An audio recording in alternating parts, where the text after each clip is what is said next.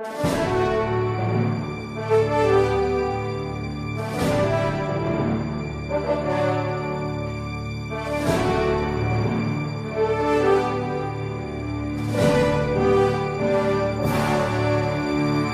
resposta católica de hoje, gostaríamos de responder a pergunta de qual é a origem do celibato sacerdotal. A pergunta é bastante pertinente, porque várias pessoas andam espalhando por aí a história de que o celibato sacerdotal seria uma invenção do Concílio de Trento, ou, na melhor das hipóteses, que ela estaria ligada a um concílio medieval, como o Concílio de Latrão, e que a Igreja, a qualquer momento, pode mudar essa disciplina, porque, afinal, ela já está ultrapassada. Bom, vamos por partes. Em primeiro lugar, não é verdade que o celibato sacerdotal é da Idade Média ou do Concílio de Trento. O celibato sacerdotal é uma disciplina que a Igreja segue desde a origem dos apóstolos. As pessoas que dizem isso, que dizem que o celibato sacerdotal vem simplesmente da Idade Média ou de Trento, elas estão mal informadas ou mal intencionadas. Mal informadas porque estão seguindo uma historiografia do século XIX, de toda uma controvérsia que agora já está totalmente ultrapassada. Porque os estudos recentes nos mostram que não há dúvida, o celibato sacerdotal é da época apostólica. Para que você se aprofunde nisso, você pode pesquisar o famoso livro do padre Christian Cochigny, um padre jesuíta francês que escreveu uma obra fundamental. A obra chama-se Origini Apostoliche del Celibato Sacerdotale. Cito em italiano porque é aquilo que eu tenho. É evidente que o original é em francês. Origine Apostolique du Célibat Sacerdotal. Bom, dizer, mas nós temos que acreditar na pesquisa desse homem, afinal das contas, será que ele não é simplesmente um desses reacionários que falsificam as coisas? Pois bem, vejam o que o cardeal Henri de Lubac, famosíssimo teólogo e renomado estudioso da patrologia e da teologia, diz a respeito desta obra. Esta obra é de importância fundamental, porque ela está baseada em pesquisas notáveis, longas e metódicas. Na produção de nosso século a respeito deste assunto, penso que nada, vejam só, cardeal de Lubac, nada pode se comparar a ela, nem mesmo de longe. Portanto, a obra do padre Cochigny, ela é revolucionária, mas não somente revolucionária, ela é profunda, inigualável, e para você rebater os argumentos que ele apresenta aqui, você realmente precisaria fazer um estudo com muito mais competência e profundidade do que ele, o que vai ser difícil. Porque o padre Cochigny nos mostra claramente que existe uma distinção entre celibato sacerdotal e ordenação de homens solteiros. São duas coisas bem diversas. A Igreja sempre exigiu o celibato dos seus clérigos, no entanto, sempre também ordenava homens casados. Como assim? Isso não é contraditório? Não, não é contraditório. Por quê? Porque a Igreja escolhia dentre os homens casados aquelas pessoas que seriam padres, e então, a partir da ordenação, aquelas pessoas, aqueles padres, aqueles homens, deixavam o uso do matrimônio e começavam a viver em continência. A vasta documentação encontrada por padre Cochigny nos mostra isto. E não somente. Quando você encontra somente legislações que vão numa direção e não encontra absolutamente nada que diga o contrário na outra direção, nós estamos aqui diante de uma evidência histórica quase que irrefutável. Ou seja, como diria Chesterton, se um elefante tem tromba, tudo bem, é uma coisa engraçada. Se 2 elefantes têm tromba, então, puxa vida, que coincidência. Mas se todos os elefantes têm tromba, então é um complô, não é verdade? Ou seja, não há como refutar. Porque a Igreja, tão logo ela começa a legislar a respeito desta matéria, ela começa a punir os sacerdotes que engravidam a própria esposa. É isso que nós vemos, por exemplo, na famosa legislação do Concílio de Elvira, mas não somente lá, também nos concílios de Cartago, também as legislações provenientes dos papas. E ao longo dos séculos nós vemos que isso se mantém constante. A Igreja ordena, sim, homens casados, mas exige a continência após a ordenação sacerdotal. Nós poderíamos, então, nos perguntar, diante destas evidências, qual seria a razão disso tudo? Bom, para que você estude e veja a coisa com profundidade, e se você não tem acesso ao francês e nem ao italiano, o livro do padre Cochini, eu aconselho você o acesso a um livro que está aí à sua disposição, gratuito, na internet.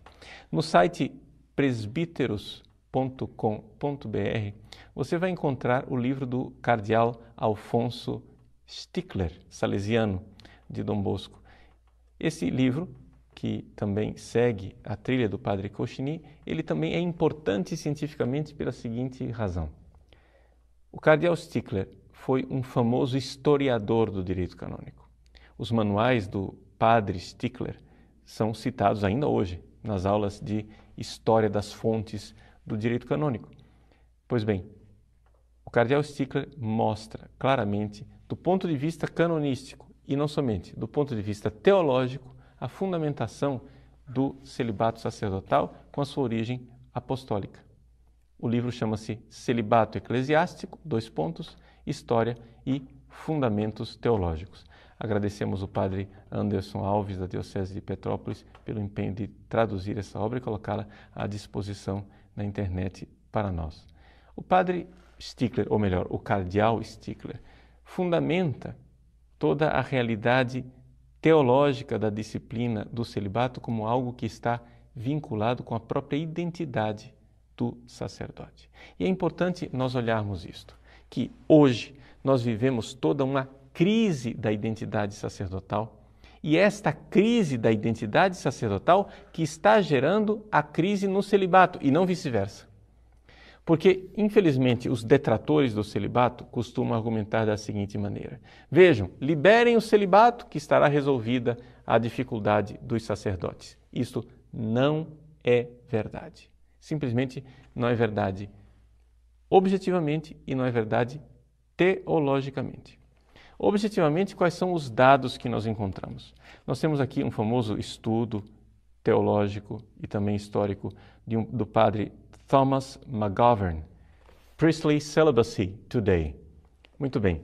O padre McGovern, ele cita na página 16 uma estatística alarmante, que no período de 1964, portanto, um ano antes da conclusão do Concílio Vaticano II, até 1992, deixaram o ministério sacerdotal 54.432 padres.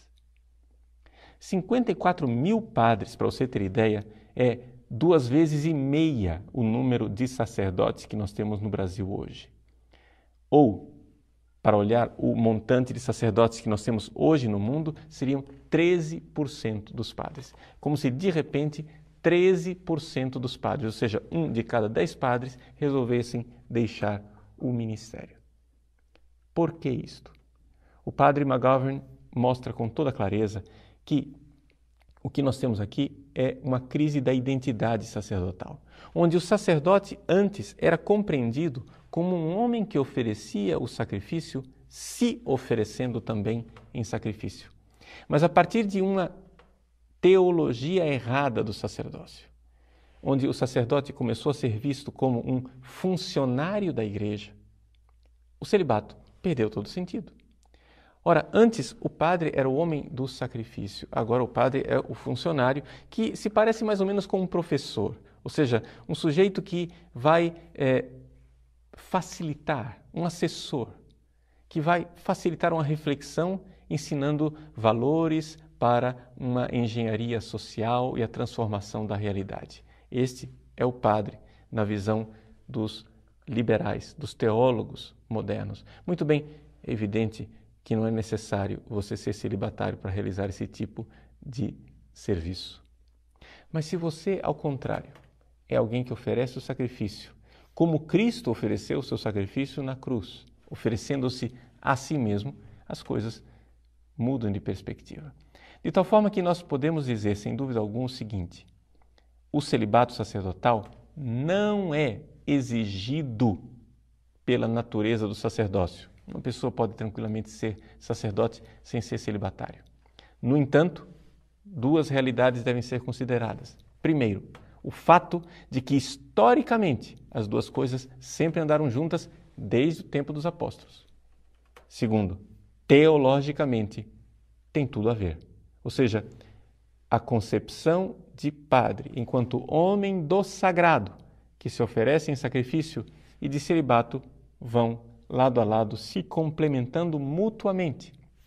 E isto é a consciência da Igreja desde a antiguidade. Vejam, existe um trabalho teológico de tentativa por parte dos teólogos liberais de dissociar o celibato e o sacerdócio através de uma mentira, dizendo que o sacerdócio católico não tem nada a ver com o sacerdócio do Antigo Testamento e que esta visão de que o padre está ligado ao sacrifício é uma visão veterotestamentária, ou seja, do Antigo Testamento, e que não tem nada a ver com o sacerdócio católico, porque hoje o padre não é sacerdote, o padre é simplesmente o ministro da palavra. Ora, não é necessário muita imaginação para ver que isto é uma visão protestante do sacerdócio. E não somente isso, marcionita. Por quê? Porque quer evitar qualquer ligação com o Antigo Testamento.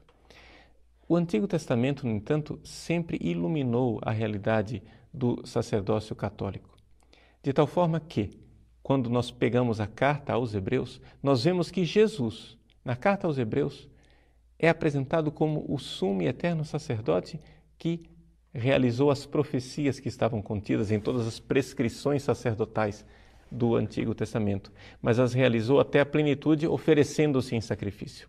De tal forma que quando Jesus escolhe os seus apóstolos e pede que eles deixem casa, campo, pai, mãe, mulher e filhos por amor ao reino dos céus, ele está fazendo o quê? Está colocando na identidade e no coração do ministro da igreja não somente a missão de pregar a palavra, mas todo um estilo de vida. Senhor, nós deixamos tudo, diz São Pedro. E ainda hoje, a igreja pede isso dos seus sacerdotes, que deixem tudo. Por quê? Porque esse deixar é sacrifício. E esse sacrifício é a primeira pregação que o padre, homem da palavra e do altar, deve realizar.